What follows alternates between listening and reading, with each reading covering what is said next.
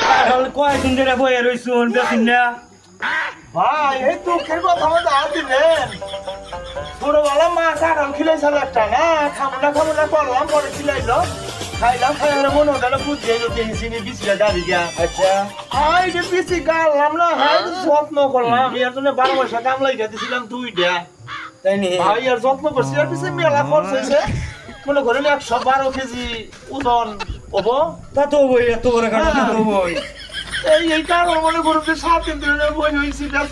ব্যস্তাম না উঠছি না ব্যস্ত খাবো বলে হার লইয়া এত বড় কারণ খাওয়াবো না বাট পান্তা নাইকা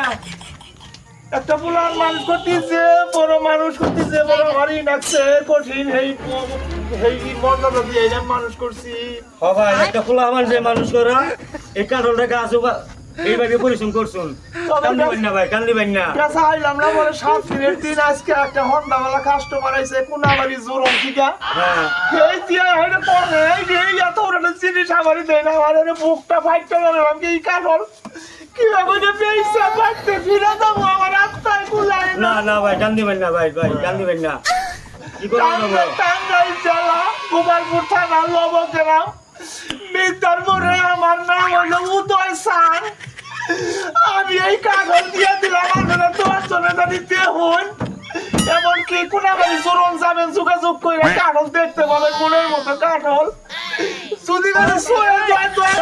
একটা শিয়াল লাইট কমেন্ট মাইরে দেন হ্যাঁ এই আমার কথা কাগজ